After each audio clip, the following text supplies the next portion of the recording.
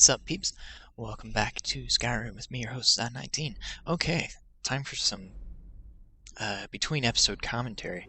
So, in the last episode, I did a whole lot of flower gathering and picking and potion making and all of that stuff. And at the end of the episode, since I had leveled up from doing so much alchemy, which I don't really understand how experience is gained through alchemy, it just seems like I make a potion and it gives me a shit ton of experience.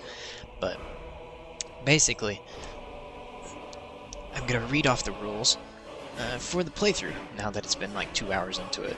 Just felt like I should do this. The rules for this playthrough are I have to have Frostfall on, which means I take exposure and I get wet and I have to deal with hot and cold and everything. I could die. This is supposed to be a permadeath series, but in the first episode I died because I couldn't get away from that asshole wolf fast enough. So it was just like a deja vu thing. I think that's how I'm going to deal with it later on, because I have the feeling I'm going to die many more times before this series is over. So I'm just going to treat it like it was a bad kind of memory.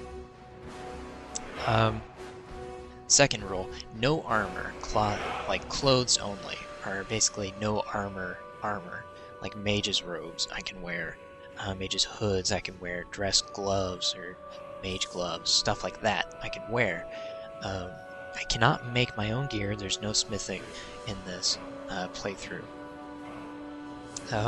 The only spells I'm allowed to use are ice destruction spells, necromancy from conjuration, like anything that raises the dead or creates the dead, like Mark of Death, where it causes disease, and if the target dies during that spell, it comes back as a Draugr. That one I can use. And alchemy I can also use. Enchanting I'll talk about later.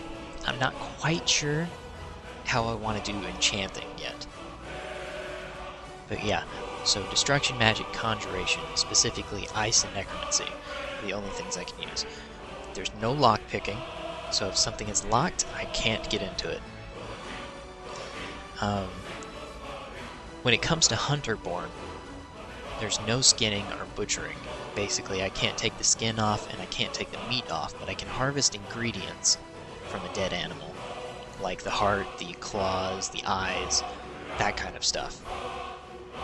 It's fine. No stealing, or farming. Farming like gathering crops. Can't do farming. What I mean by no stealing is anything that's marked steal, or if it's off a dead body. I feel really bad about doing it in that first episode, because just it felt wrong. Or maybe it was the second episode to Skyrim, to Whiterun. I'm not entirely sure. There's a lot you can do in an hour. And yeah, it was that second episode. But basically, I felt bad for taking it off of it, so no stealing has become a rule. That's no stealing from the dead, unless it's like a bandit, and then that's okay, and only if they attack me first. Or if I feel finally up to just going out and hunting bandits. It's gonna take a while, though. Not exactly a cold-blooded killer yet. I'm not allowed to use my map. I'm not allowed to fast travel, but going by cart is okay.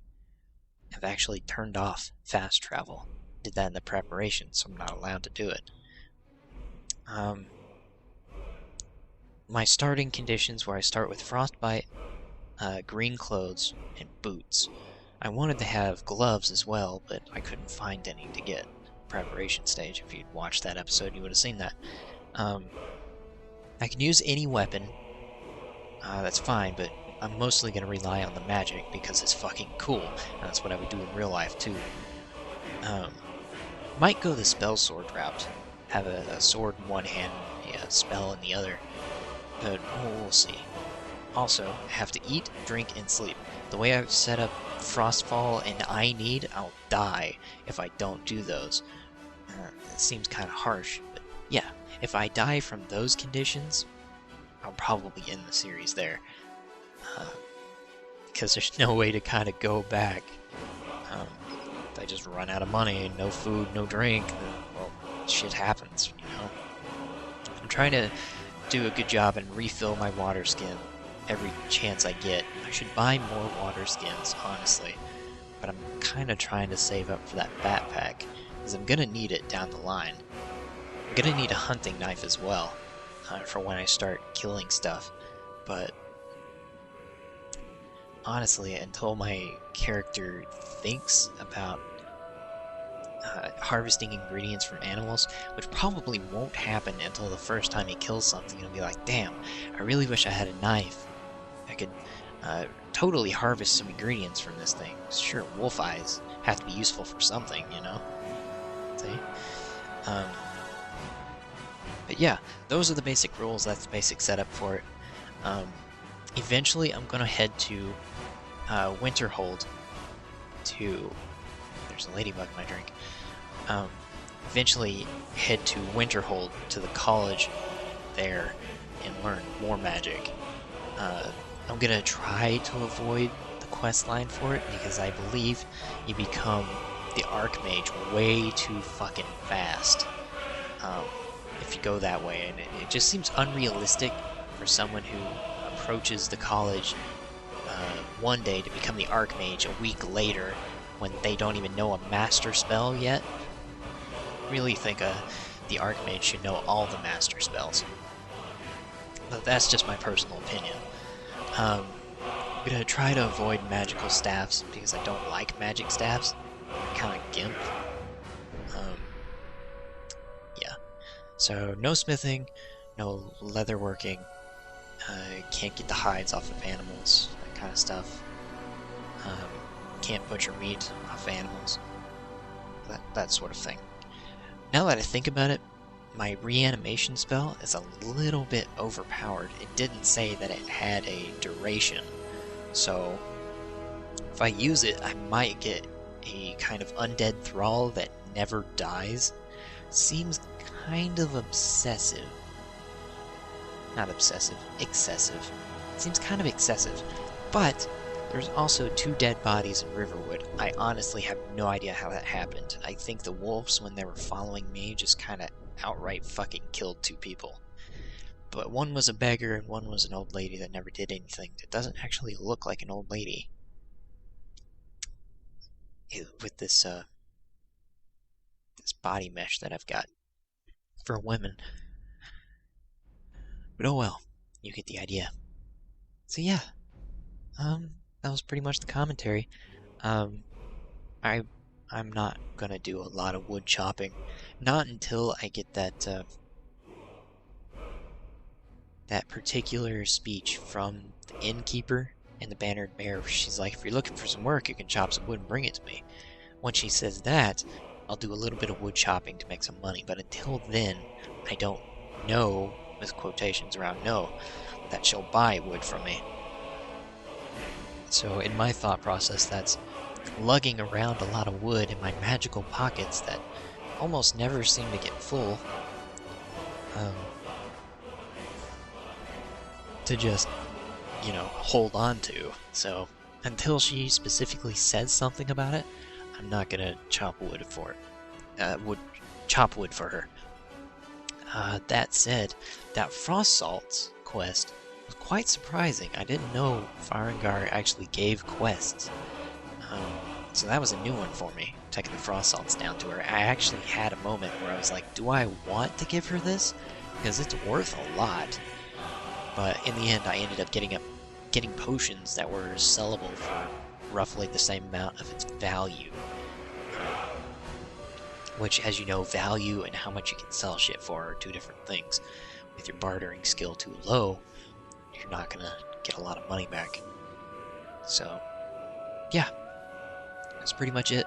I hope the music for the title screen hasn't been too loud.